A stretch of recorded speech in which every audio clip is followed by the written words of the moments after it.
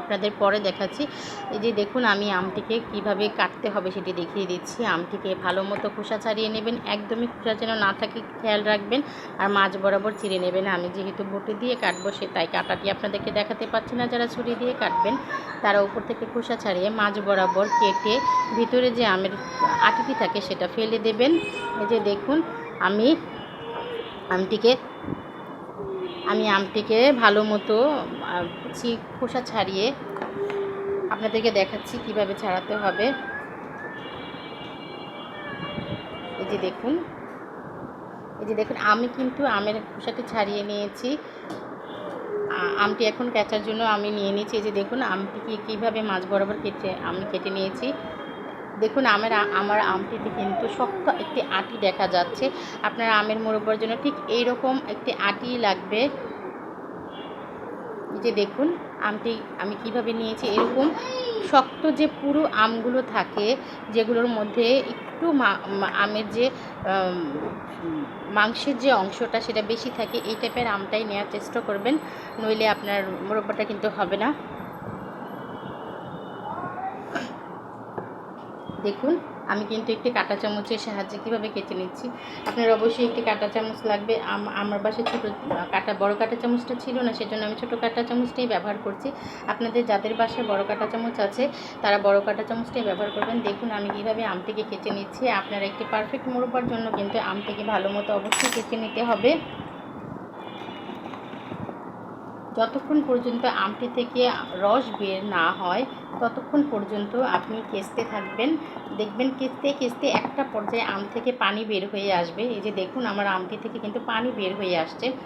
যখন আপনার আমটি এইভাবে কেঁচা হয়ে যাবে, আমি এখানে চারটি আম নিয়েছি। 4টি আমকেই আমি কেটে নিয়েছি। তারপর 1 ঘন্টা পানিতে ভিজিয়ে রেখেছি।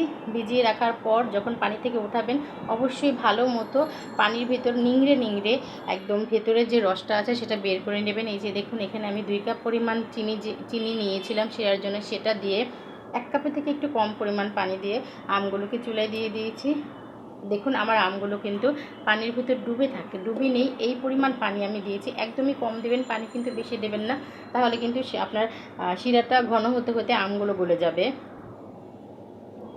যে দেখুন বলক চলে আসছে।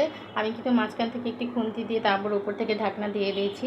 আপনারা উপর থেকে একদমই খুন্তিটা আপনারা উপর থেকে একদমই পুরোটা ঢাকনা দিয়ে নেবেন না, মাঝখান থেকে একটা খুন্তি দিয়ে নেবেন। যদি ওভারহিট হয়ে যায় তাহলে আমগুলো কিন্তু গলে যাবে। আর আমের মোরব্বা তৈরি করার সময় একটা জিনিস কিন্তু আপনার খেয়াল রাখতেই হবে, আপনার আমটি যাতে বেশি খুন্তি দিয়ে নাড়া না হয়। আপনি যদি জোরে খুন্তি দিয়ে নাড়েন আমগুলো ভেঙে যাবে। আপনি খুন্তি দিয়ে নাড়বেন না, শুধু কড়াইটাকে একটু হালকা দুলিয়ে দেবেন। এই যে দেখুন আমাদের আমের মোরব্বাটা কিন্তু হয়ে গিয়েছে।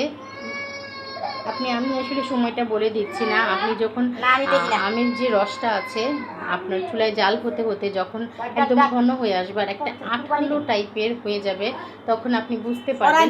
একটা আম আস্তে করে উঠিয়ে দেখবেন যে সেটা থেকে রস পড়ছে কিনা, আমের রসটা একটু হাতে নিয়ে দেখবেন যে একদম ঘন হয়ে আসছে কিনা।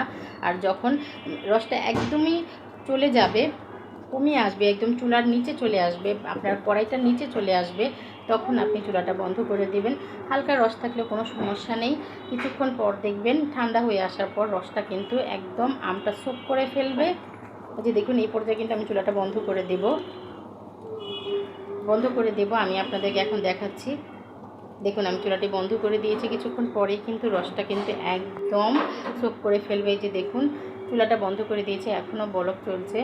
ঠান্ডা হওয়ার পর কিন্তু এই রসটুকুও থাকবে না, এই রসটুকুও কিন্তু আপনার আমের ভেতরে চলে যাবে। আমি আপনাদের একটি আম উঠিয়ে দেখিয়ে দিচ্ছি। দেখুন দেখেই বোঝা যাচ্ছে আমের ভেতর কিন্তু একদম পুরোপুরি রসটা ঢুকে গিয়েছে। আসলে এটা বানিয়ে না খেলে আপনি বুঝতে পারবেন না যে কতটা মজা হয়। দেখেই বুঝতে পারছেন, বানাতেও আপনার কোনো ঝামেলা হবে না। শুধু আপনার ঘরে যদি আম আর চিনি থাকে বেশ, তাহলে আপনারা এই মজাদার রেসিপিটি তৈরি করতে পারবেন। আমার রেসিপিটি যদি আপনাদের কাছে ভালো লেগে থাকে দয়া করে আমার চ্যানেলটি সাবস্ক্রাইব করে দেবেন এবং একটি লাইক, কমেন্ট এবং শেয়ার দিয়ে আমার পাশে থাকবেন। আপনাদের যে কোনো মতামত আমি সাদরে গ্রহণ করব। আমি আপনাদের একটি আম তুলে দেখিয়ে দিচ্ছি যে এটা কতটা পারফেক্ট হয়েছে। আপনারা খেলেই বুঝতে পারবেন।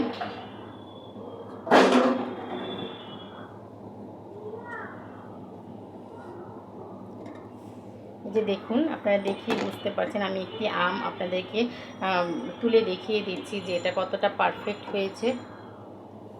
এই যে দেখুন, দেখিয়ে আসলে বুঝতে পারছেন যে ভেতরে কতটা পরিমাণ রস আমে ঢুকে গিয়েছে। আমটা কিন্তু একদম রসালো হয়ে গিয়েছে। আপনারা ক্যামেরায় কতটুকু দেখে বুঝতে পারছেন আমি জানি না, কিন্তু আমটা কিন্তু একদম রসে টইটুম্বর হয়ে গিয়েছে এবং একদম মিষ্টি মিষ্টি হয়ে গিয়েছে।